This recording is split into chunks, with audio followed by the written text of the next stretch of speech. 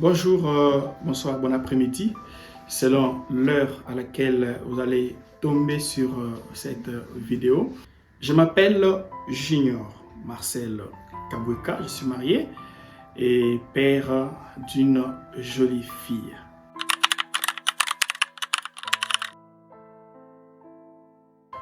Eh bien bon, c'était à l'occasion de son baptême. Je vais vous choquer un peu là, parce que dans mon église, il y a des baptêmes au cours de chaque année. Ça peut intervenir au début de l'année, au milieu de l'année, mais le dernier baptême que nous organisons dans notre église Ministère du Christ, à l'Assemblée de Mboujmaï, c'est que avant chaque le 31 décembre, on doit baptiser de nouveaux membres, soit les gens qui n'ont pas encore été baptisés. Alors, elle était nouvelle dans l'église. Elle venait à peine d'arriver avec sa famille, ses parents, ses frères et sœurs. Et c'est à cette occasion-là, quand ils ont accepté de se faire baptiser, aux autres des baptêmes, quand j'étais à la fois à la communication immédiate ainsi que dans la chorale, je devrais accompagner l'équipe qui allait au baptême avec les pasteurs pour prendre les images. Et sur la route, on m'est taquiné déjà par Papa Albert, je me rappelle, Papa Albert et le procureur Jancy, qui est aujourd'hui pasteur. Ils m'ont taquiné dans les véhicules. Mais papa, toi, tu vas te marier quand? Tu n'as pas encore vu une fille à épouser à l'église. Et je souriais là, mais ce qu'eux m'avaient dit là, peut-être aujourd'hui, ils ne savent pas ce que cela avait soulevé en moi. Le fait qu'ils m'aient dit ça, on était en route vers les baptêmes, et ça a réveillé quelque chose en moi. Et arrivé aux eaux de baptême à la rivière Lokele, c'était en 2021. En 2021, au mois de décembre 2021, bien sûr. Arrivé aux eaux de baptême à Lukelenge, on a commencé à baptiser les gens. Je prenais des photos, je prenais des images. Et du coup, quand il est arrivé, c'est qu'on baptise celle qui est aujourd'hui mon épouse. C'est en ce moment-là que mes yeux se sont ouverts. Et je l'ai vue, elle m'a intéressé. Et c'est à ce moment-là que je me suis dit, et j'ai réalisé que voilà, c'est elle. C'est elle.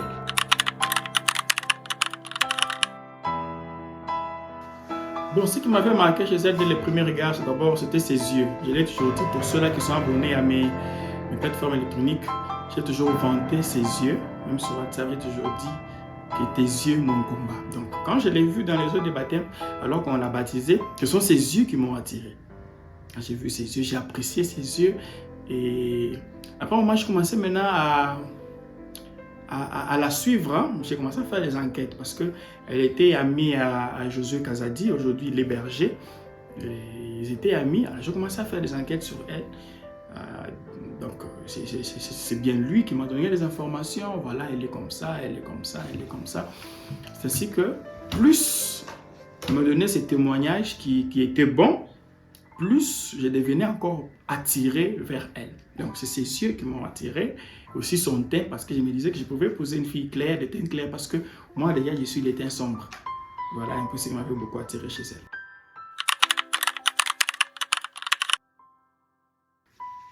Bon, la première parole qu'elle m'avait adressée, je crois qu'une parole qu'elle m'avait adressée, c'est que allons-y chez nous. Parce que je me rappelle, le jour où j'avais décidé de la rencontrer, de lui parler, de lui avouer mes sentiments, j'avais parlé avec Josué. J'ai dit Josué parce qu'à l'époque, elle étudiait encore à l'NPP, où elle faisait la formation à l'NPP en Mboujmaï. Et j'ai parlé avec Josué. Comme de temps en temps, quand elle finissait sa formation, elle venait au temple chercher Josué. Il restait avec Josué, elle parlait avec Josué. Alors, j'ai demandé à Josué que Josué organise une rencontre avec elle. Et Josué m'a dit qu'elle allait venir ici au temple. Et quand elle est arrivée, Josué m'a introduit. Josué lui a parlé qu'il y avait un monsieur tel qui devrait te parler. Et quand je me suis approché d'elle pour lui parler, elle n'était pas à mesure de me fixer dans les yeux. Parce que moi, elle, on s'est parlé au temple. Elle n'était pas à mesure de me fixer dans les yeux. Et tout ce qu'elle m'avait dit, c'est qu'on part chez nous.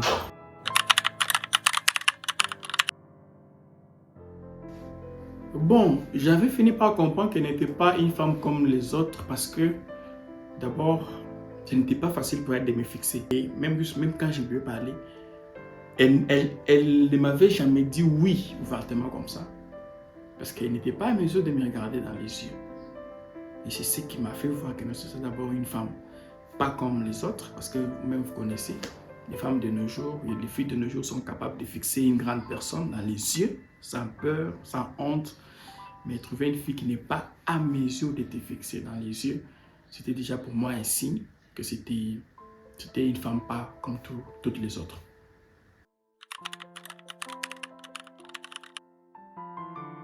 Non, l'amour n'est pas venu progressivement, mais j'ai imaginé l'épouser dès le début, dès mon premier regard. J'avais décidé de l'épouser. Parce que, je ne sais pas, c'était par quel miracle, je ne sais pas expliquer cela.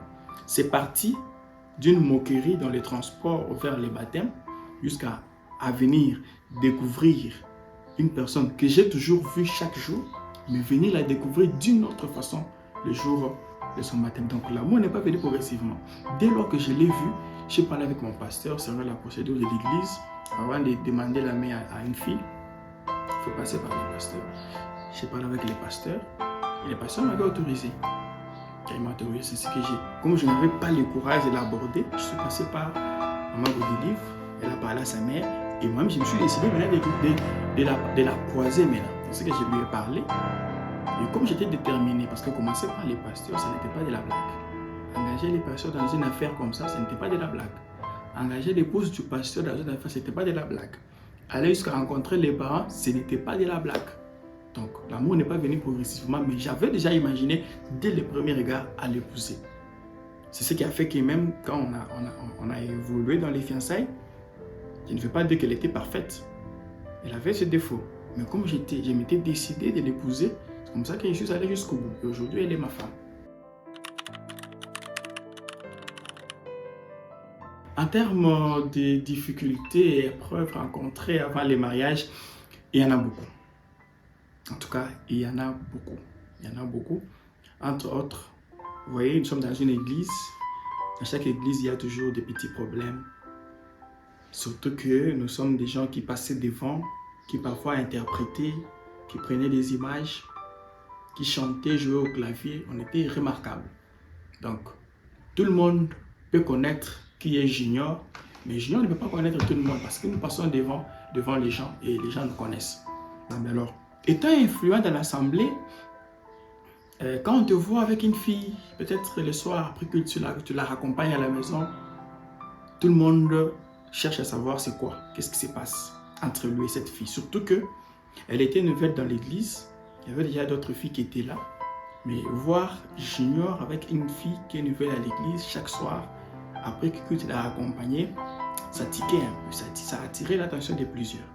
Et pour certains, ils partaient dire au pasteur, pasteur, nous avons vu Junior avec la sœur Nora, telle part. Et c'est ça même l'avantage d'avoir parlé au pasteur avant de commencer une relation. Parce que quand on a mis une information comme ça, et que les personnes n'étaient pas au courant, et c'est quelqu'un d'autre qui vient l'informer qu'on te voit avec une fille, c'est déjà, ça cause un problème. Donc, la première difficulté, c'est que les gens cherchaient à savoir la réalité qui existait entre moi et elle. En dehors de ça, la grande difficulté que j'avais eue, c'est que à un moment donné, son père n'était pas d'accord avec moi. Donc, mon beau-père n'était pas d'accord avec moi parce que pour lui, à l'époque, parce que j'étais encore étudiant, quand je lui avais demandé, là, mais j'étais encore étudiant en première licence, son père voyait un simple étudiant, un pauvre étudiant qui n'avait pas de l'avenir. Pour lui, il fallait quelqu'un qui était déjà travailleur, qui avait un statut social. Mais moi, j'étais étudiant et ce n'était pas facile pour lui de m'accepter. Même si, par apparence, il m'avait accepté, mais des fois, je recevais des rapports, je recevais qu'il y avait des secousses dans la famille. Et surtout, lorsque j'ai pu voyager vers Kinshasa en 2022 pour effectuer mon stage de deuxième licence, il y a eu des petits soucis. Pourquoi? Parce que son père disait que voilà, il est parti à Kinshasa. À Kinshasa, il y a beaucoup de filles, de belles filles, et il ne va plus revenir pour t'épouser. je recevais des appels, je recevais des pleurs. Voilà, tu es pas, que tu n'appelles pas, papa dit ceci, papa dit cela. Je disais toujours, bon, tu sais que je suis parti pour les stages, je vais rentrer. J'étais présenté chez les pasteurs. Il est arrivé au moment où même les pasteurs étaient partis dans la famille. Pasteur Gédéon, bien sûr, était parti dans la famille pour calmer la tempête qui s'élevait déjà.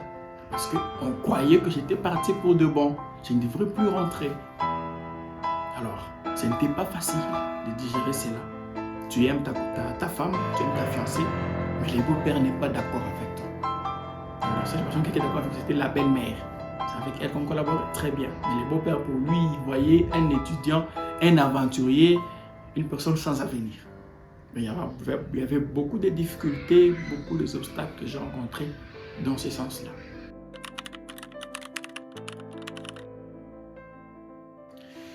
Ce qui m'avait convaincu qu'elle serait une bonne femme, je n'ai pas à rechercher cette réponse-là. La réponse, je l'ai. Parce que, d'abord pour commencer, moi-même j'avais fait un rêve. Déjà quand j'étais en relation avec elle, j'avais fait un rêve. Quand j'étais à Kinshasa, je lui ai demandé la main. 2 semaines après, je voyageais. Ça n'a pas été facile pour elle. Déjà, elle n'avait jamais aimé un homme dans sa vie. Elle ne jurait que pour aller au couvent. C'était déjà un exploit pour elle, pour sa maman, de voir sa fille qui voulait aller au couvent lui amener un garçon qu'elle a aimé. Alors, une fille comme ça, à 2 semaines de la relation, je voyage. Et quand je voyageais, avant de voyager, le pasteur m'appelle dans son bureau et me dit, monsieur, quand tu pars là, il ne faut pas traîner. Parce que dans notre église, les pasteurs n'aiment pas des histoires élastiques, des relations élastiques, ils n'aiment pas. Donc quand tu abordes une fille dont tu es déjà capable de l'épouser. Donc alors, il ne faut pas attendre longtemps. Parce que le mariage est beaucoup combattu. Le pasteur m'a dit, ok, comme tu pars, tu vas parler avec ton papa, parler avec ta famille pour que, à ton retour, vous sachiez comment faire un pas dans la belle famille. Et je suis parti. Arrivé à Kinshasa, j'ai fait un rêve. Je me vois dans un marché, pour ceux-là qui savent Kinshasa, dans un marché hindou, au marché hindou. Je me vois quelque part au marché là, dans une fête là. C'est comme une fête de mariage, je ne me rappelle même plus du rêve. Mais sinon, à cette fête-là, je la vois m'amener les bijoux en or sur un plateau. Et dès que je prends ces bijoux-là, toutes les portes qui étaient fermées, je les vois s'ouvrir. Et je me vois dans une grande lumière.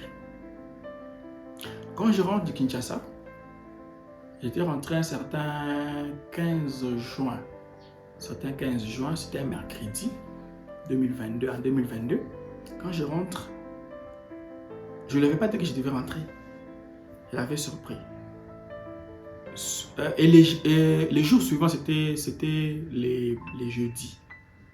Les jeudis, je me présente au culte. On avait culte le soir, de 17h à 19h. Quand je pars au culte, après culte, les pasteurs m'appellent. Il me dit, monsieur, tu dois faire tout pour doter. Cette fille-là que tu vois, c'est ta femme. Je sais que les pasteurs ne se rappellent plus, mais moi, j'avais retenu. C'est depuis ce jour-là que j'avais eu l'assurance que c'est elle, la femme de ma vie. Quand j'ai pris l'injonction du pasteur avec les rêves que j'avais faits, j'associe les deux, je réalise qu'effectivement, c'était la femme de ma vie.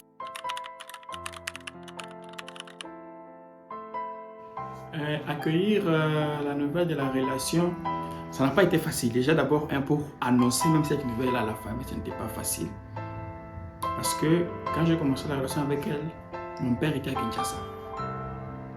Alors, il fallait que le jour même du voyage, quand j'arriverai à Kinshasa, que je lui raconte les faits. Déjà, je savais en avance que mon père m'avait déjà dit que les contrats que j'ai avec toi, c'est que toi, avant de quitter chez moi, tu dois me donner un diplôme de licence. Maintenant, j'étais en L2, en deuxième licence, l'année terminale. J'arrive à Kinshasa. Il fallait maintenant lui annoncer que papa, je suis fiancé et il faut que je me marie. Ça n'a pas été facile. Comme tout enfant connaît bien son père, il connaît comment aborder son père. Le jour que je suis arrivé à Kinshasa, j'ai réuni mon courage. Je lui ai dit, papa, quand vous me voyez là, j'ai laissé un engagement pris en Mbuji-Mayi. J'ai demandé la main à une fille de notre église et j'en ai déjà parlé au pasteur. C'était une façon de mettre les pères devant un fait à accomplir. Pour que je sente que j'ai déjà parlé au pasteur et il n'y avait pas moyen qu'il s'oppose. Parce que je savais qu'il m'avait dit, toi tu ne peux pas me parler d'autre chose maintenant à part les études. Alors comme moi je l'aimais déjà, et j'ai utilisé cet argument-là pour convaincre le père. Il a parlé. J'ai dit non. Je suis déjà dans l'année terminale. Je vais t'offrir ton diplôme de licence, comme tu l'as toujours voulu. Mais permets-moi que je sois dans cette relation parce que bientôt je termine. Dieu aidant, puisque Dieu qui est dans la chose, Dieu a permis que malgré les arguments du père, que je puisse arriver à les convaincre. Il avait accepté, il s'est dit, ok, ça va. Comme tu as dit, j'accepte. Et je lui ai dit que le pasteur m'a dit qu'à ma rentrée à Mbuji-Mayi ou à mon retour en Mbuji-Mayi, nous devons faire un pas dans la famille. Il m'a dit, ok, d'accord, toi tu vas rentrer et vous allez partir avec un membre de la famille, ton oncle paternel, vous irez représenter. Mais moi, je voulais que je parte seulement avec le père. C'est ce que je voulais et c'est ce qui est arrivé. Quand je suis rentré en Mbuji-Mayi, après quelques mois, le père est venu. Je l'ai obligé qu'on aille avec lui dans la belle famille. Dieu étant, il a accepté. Moi, je suis allé me présenter officiellement. En dehors de ce que j'avais fait moi-même, mais officiellement, mon père a pris langue avec mon beau-père. Ils ont pris un rendez-vous officiel. Et depuis qu'ils se sont rencontrés, il avait fait un ouf de soulagement. Je m'étais dit, waouh, maintenant là, c'est fini.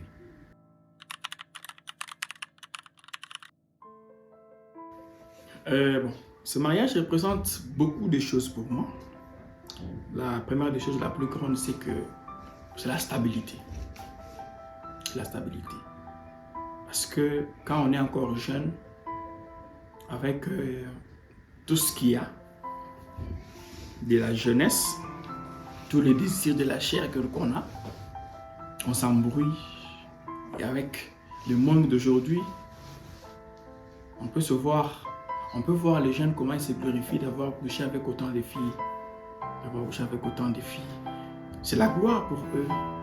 Alors, me voir épargné de toutes ces bévues-là et de toutes ces bêtises qui marchent avec la jeunesse. En tout cas, ce mariage regarde beaucoup pour moi. Beaucoup. Dans ce mariage, j'ai vu la main de l'Éternel dans tous mes projets. Dans ce mariage, j'ai vu les portes s'ouvrir. Tel que j'avais rêvé, je n'avais pas de boulot, mais quand je me suis marié, quand j'ai doté, les CV que j'avais déposé, la lettre, les demandes d'emploi que j'avais déposé, avant que je ne puisse doter, beaucoup de mois après, lorsque j'ai doté, automatiquement je vois un appel entrer quelques jours après. On me convoque, on m'appelle, monsieur tel, venez dans la société, venez. Je viens là-bas, on m'appelle, on me dit, on me notifie. On m'engage juste après la dot. Et quand on célèbre le mariage, on m'avait déjà engagé, on célèbre le mariage, on nous bénit. On nous a béni le 9 décembre 2023. Le 9 décembre, c'était un samedi, le 9 décembre 2023. Après la bénédiction nuptiale, quelques jours après, seulement au mois de décembre, je reçois la promotion au travail. Juste avec ce mariage ici, je reçois la promotion au travail. Je quitte du poste où j'étais, on me nomme à un poste supérieur. Et à l'époque, j'étais devenu la deuxième personnalité de la société. Donc, ce mariage représente beaucoup pour moi. Beaucoup pour moi. Il y a beaucoup de choses que je ne saurais pas relater ici, faute de temps.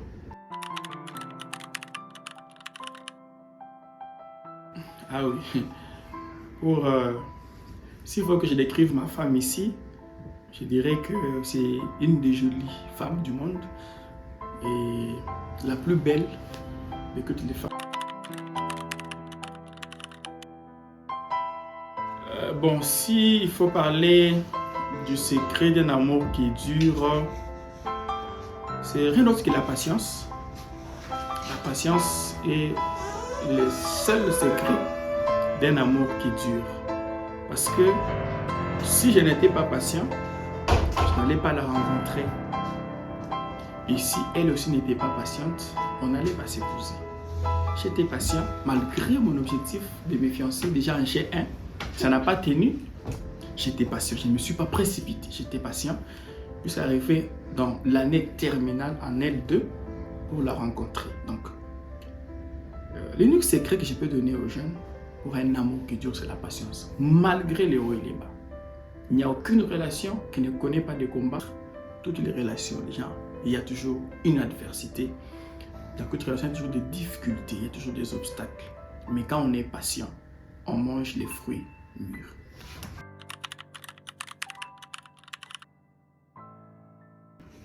Je crois que cette histoire va beaucoup aider les jeunes qui ne se sont pas encore engagés dans une relation sérieuse pour le mariage.